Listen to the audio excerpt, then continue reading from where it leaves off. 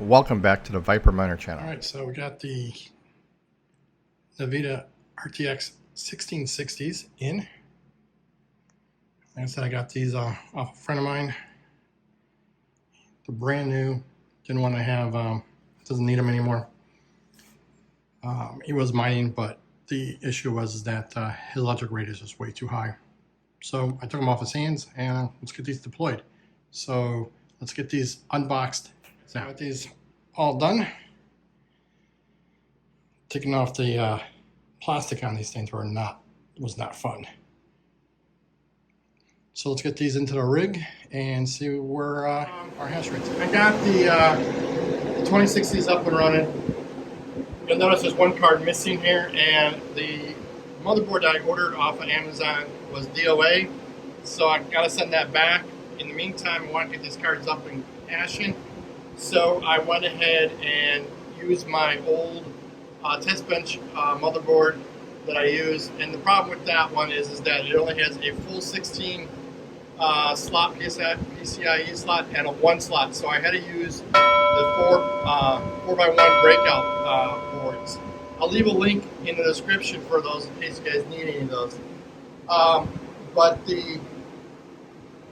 And then also note on these, there are many different manufacturers. I'll leave a description for the manufacturer I've been using, which I have not had any problems. Other people have been having a lot of problems with them. I have used them almost on every rig because my go-to motherboard only has 5 PCIe slots, and then I use one M.2 slot converter, and then if I get more than just 6, which all my rigs now have more than 6, I use the 4x1 splitter and no problems whatsoever. The problem is this board is so old. It's 2018, 2017, something like that. And the AMD processor, it wasn't meant to hold all these GPUs. So I had to go in the BIOS and turn everything off in order to get the 6 up and running. The 7th one is down right over there on the Viper rig, so this way it's up and hashing as well. I got that one actually online, so I'll have hash rates. I'll show you the hash rates now. Let's jump over to the computer. We're on the computer now, and so my test bench is called Elentian. Anybody watches my channel that knows all my rigs are named after Battlestar Galactica ships, and yes, I'm a big sci-fi fan. So I've had this running now for a while. It's been a couple days actually since I got this up and running. Some family issues prevented me from doing a couple things, and I also wanted to. You'll notice a little bit of, actually, I think this was today. Yeah, this was today, the 30th. I ran this on my ETC wallet just for a little bit so I can get a payout and close basically that out. I'm not going to be mining ETC. It's just the difficulty's gone way too high. I want to see where everything else goes. So what I did do is it is running right now on ETH hash, which is Ethereum. And so I'm getting about 34.3, 32, 33, 3371. This is silicon lottery. So I'll show you my overclocks here, and you'll notice that. So my core is at 1100, and I bought these, as I said, off a friend, an acquaintance, that a friend of a friend, and these are brand new cards. But he's getting out of mining totally, and he's selling off chunks of his farm. He's going to keep some of his higher end cards. He's a big gamer, so he'll either continue to game on them, or if profitability does come into something, then he'll spin back up with something. But he got rid of these. And what I didn't realize with the 2060s is, you'll notice here the power level is 125, 170, and 170. And you cannot go below 125, or at least HIVEOS will not let you go below 125 watts. It will air out and the card will come offline. However, you'll also notice that I got 77 watts, 76. So very efficient cards for 34. These are actually a little bit more efficient than my 1660 Supers. And I'm pulling between 1 and 2.5 mega hash more on less power. However, the way I found that you can change the power is everybody recommends, if you go online, just Google overclocks for these things, is a negative 200 or a negative 100. And I even found a couple of negative 500, which the cards couldn't even handle that. But at the negative 200, you're running this at 125, 130 watts, which is not very efficient for about 30 mega hash. At that point, you're better off, even at the price I got these, buying some 1660 supers. However, if you move the core up instead of down, you will get 77 watts, and the memory is pretty highly overclocked, and it's running real stable. I just reset the rig because I wanted to verify that I can get to the my new subdomain, because I had to change I forgot to change my IP address, my local IP address.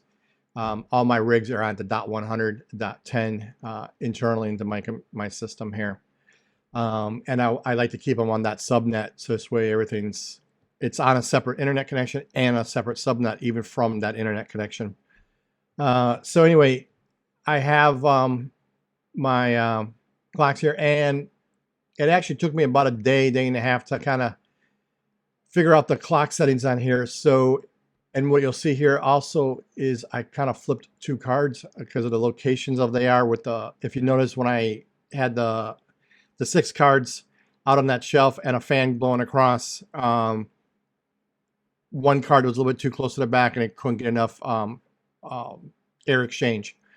I do know the 2060s along with the 16 supers do go up and down from the bottom of the PCIe connector to the top, the fan, but and it also blows it out the exhaust ports out towards the connectors as well, the video connectors. So by having that fan on the backs the side of my my shelf there, I'm able to flow that across. Once I get the new motherboard in replaced, I have all the aluminum to go build another frame. I just was too lazy to go do it right now.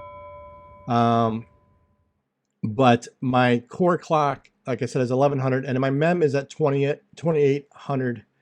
Now again, silicon lottery. This particular card I had to step down, and I step them down usually in 20s, down to 2600, 2800, and then this one as well at 2600. So it lost a little hash rate on this one, but not on this one that much. This was always around 3375. So again, silicon lottery, but very efficient cards. Real happy with the outcome of these. Now I did mine, and again I was basically cleaning out a wallet, and I wanted to get my payout. I did do ERGO on this already. Very efficient on ERGO, very good on ERGO actually. Load overclocks. Let's see if I can just view these without actually putting them in. Here's 2060 ERGOs. Okay, yeah. So here you go. So the 2060 ERGOs, I keep everything at 100% fan speed just for the fact fans are cheap to replace, and I can go ahead and not have to worry about the heat in there because it's just brutally hot. When it comes to the wintertime, I'll actually auto fan these, but until then. So my core, it's very little change between ETH and ERGO. I'm still running at 2800, and I'm able to run all the cards at 2800. I don't know why. Now, other than my core is set to 1060 instead of 1100. My next step for troubleshooting those other 2 cards I had to drop down to 2600 is to move the core down to 1060 on those and see what happens. Now, it's going to bump some of the power up, and that's going to, I'll have to weigh that off. But My overclocks on that have been were real steady. I ran that for almost 2 days straight with no hiccups, no nothing. I do, and the reason why I'm actually dropping the memory on this one and on this one, number 3 and number 5 here, is because, especially on number 5, GPU number 5, which is actually the 6th GPU, for whatever reason, when that runs above 2700, I get an insane amount of rejected shares.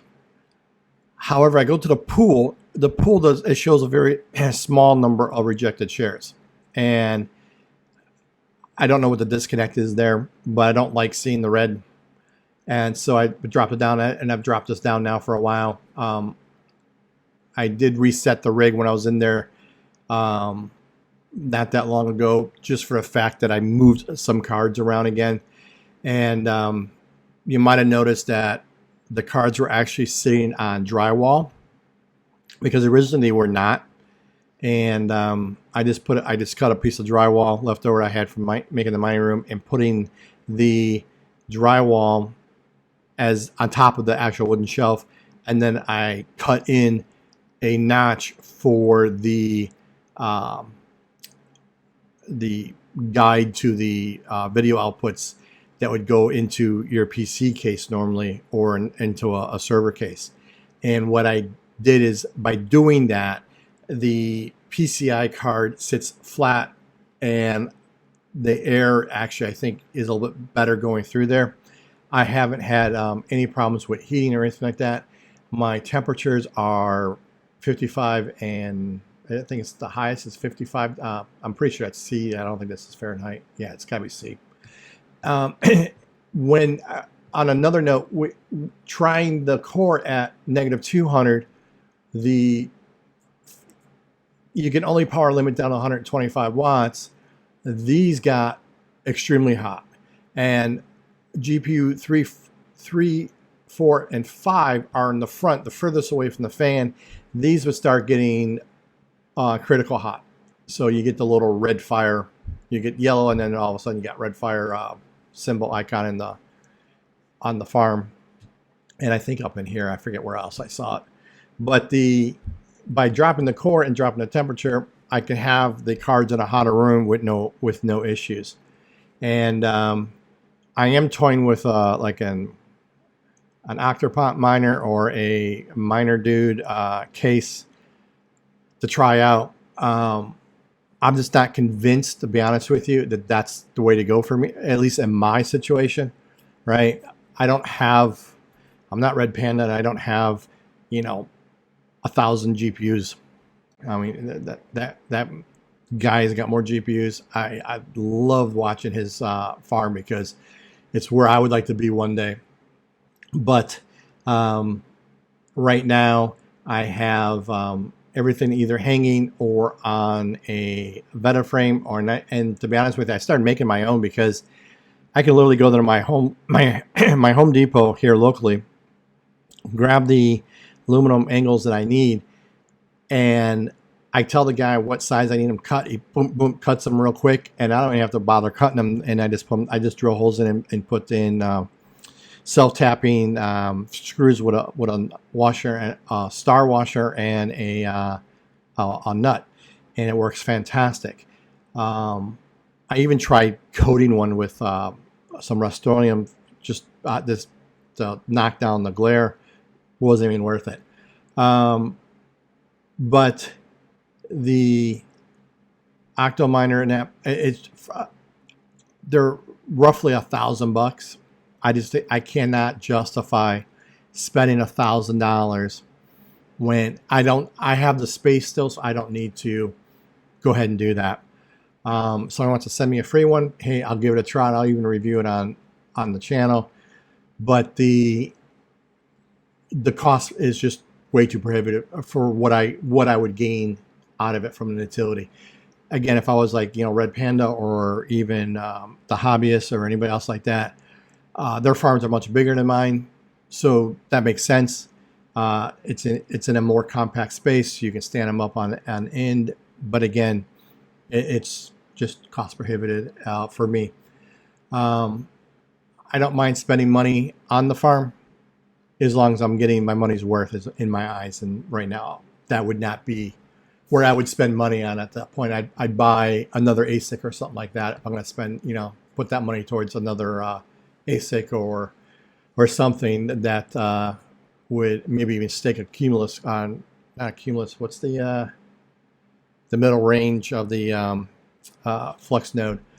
That's also coming up is a Flux node video shortly. I went through it twice and kind of screwed up twice, so killed those videos. And actually, I kind of wish I didn't delete those videos because I think they would have been great education for everybody. So if I do it a third time and the third time's not a charm, I will definitely save that video. And this way I can at least cut that in and show you where I made my mistakes. But it is, it's not that it's hard. It's just me sitting down uninterrupted, trying to get stuff done, and I'll forget a step or something like that. Working from home is not the best conducive thing. I've been working from home now for a long time, which is nice. But depending on what's going on with the family, it gets hairy. Anyway, so that's it. I just want to go over that, and hope you guys are profitable. Be safe, and as we approach the September 15th, I did one calculation. I think it was around the 16th, and I think that really depends on your time zone where you're at. I calculated on Eastern time, but as we get closer to merge, I'll do a couple of videos as well to see where hash rate's going. And also, if you guys can please hit that like button, hit the subscribe button, and be safe, be profitable, and I'll see you in the next video.